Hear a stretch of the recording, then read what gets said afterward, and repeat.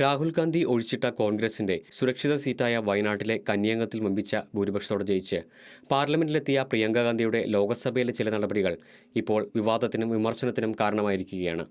ഇന്ത്യയെ കൈവെള്ളയിലിട്ട് അമ്മാനമാടിയ ഇന്ദിരാഗാന്ധിയുടെ യഥാർത്ഥ പിന്മുറുക്കാരിയെന്ന വേഷഭൂഷാദികളിലൂടെ തോന്നിപ്പിക്കുന്ന പ്രിയങ്ക ഇസ്രായേൽ പാലസ്തീൻ യുദ്ധത്തിൽ പാലസ്തീൻ തീവ്രവാദികളെ പിന്തുണയ്ക്കുന്നു എന്നതിന്റെ സൂചനയുമായി തണ്ണിമത്തൻ ബാഗും തോളിലേന്തി തിങ്കളാഴ്ച ലോക്സഭയിലെത്തിയതാണ് കടുത്ത വിമർശനത്തിന് വഴിവെച്ചത്.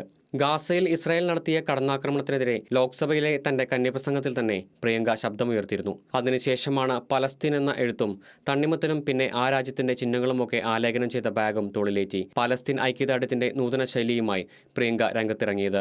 പലസ്തീൻ ഇസ്രായേൽ സംഘർഷത്തിൽ ആർക്കു വേണമെങ്കിലും പിന്തുണ കൊടുക്കുവാനുള്ള ഇന്ത്യൻ പൗരന്റെ സ്വാതന്ത്ര്യം തികച്ചും മൗലികമാണ്. എന്നാൽ ഈ വിഷയത്തിൽ ഇന്ത്യ പാലസ്തീനിലെ ദുരിതബാധിതരോട് അനുഭവം കാണിക്കുമ്പോൾ തന്നെ ഇസ്രായേലിന് ഔദ്യോഗികമായ പിന്തുണ കൊടുത്തിരിക്കുകയാണ്. ബംഗ്ലാദേശിൽ ഹൈന്ദവർ ഇസ്ലാമിക തീവ്രവാദികളാൽ കൂട്ടമായി കശാപ്പ് ചെയ്യപ്പെടുമ്പോൾ അത് കാണാതെ ഇസ്ലാമിക പ്രീണനത്തിന്റെ പാലസ്തീൻ പിന്തുണയുമായി കളത്തിലിറങ്ങിയ പ്രിയങ്കയുടെ പ്രകടനങ്ങൾക്കെതിരെ ഉയർന്നത് ശക്തമായ വിമർശനമായിരുന്നു. പ്രിയങ്കയ്ക്കെതിരെ ഇസ്രായേലിൽ നിന്ന് കനത്ത പ്രതിഷേധമാണ് ഉയർന്നിരിക്കുന്നത്. ഇസ്രായേൽ പ്രിയങ്കയുടെ പലസ്തീൻ പ്രഹസനത്തെ സീരിയസായി തന്നെ എടുത്തതായാണ് അവിടെ നിന്നുവരുന്ന റിപ്പോർട്ടുകൾ സൂചിപ്പിക്കുന്നത്. റാഡിക്കൽ ഇസ്ലാമിസത്തെ സപ്പോർട്ട് ചെയ്യുകയാണ് പ്രിയങ്ക എന്ന ആരോപണവുമായി ഷെയ്യും പ്രിയങ്ക ഷെയ്യും എന്നാക്ഷേപിച്ചുകൊണ്ട് ഇപ്പോൾ ഇസ്രായേലിലെ പ്രശസ്ത യൂട്യൂബറും മാധ്യമപ്രവർത്തകനും IDF ഉദ്യോഗസ്ഥനും നെതന്യാഹുവിൻ്റെ സോഷ്യൽ മീഡിയ അഡ്വൈസറുമൊക്കെയായ ഹനനിയ നഫ്താലി രംഗത്തെത്തിയിരിക്കുകയാണ്. ഇതോടെ ഇന്ന് രാവിലെ ബംഗ്ലാദേശിലെ ഹിന്ദുക്കൾക്കും ക്രിസ്ത്യാനികൾക്കും പിന്തുണയെന്നെഴുതിയ ബാഗുമായി പ്രിയങ്ക പാർലമെന്റിൽ പ്രത്യക്ഷപ്പെട്ടു. ഏതായാലും ആ വിമർശനം ഏറ്റതുകൊണ്ടാകണം ഇന്ന് പാർലമെന്റിലെത്തിയ പ്രിയങ്ക ഗാന്ധി ബംഗ്ലാദേശ് ന്യൂനപക്ഷങ്ങൾക്കൊപ്പം നിൽക്കുക എന്നെഴുതിയ ബാഗായിരുന്നു തോളിലേറ്റിയിരുന്നത്.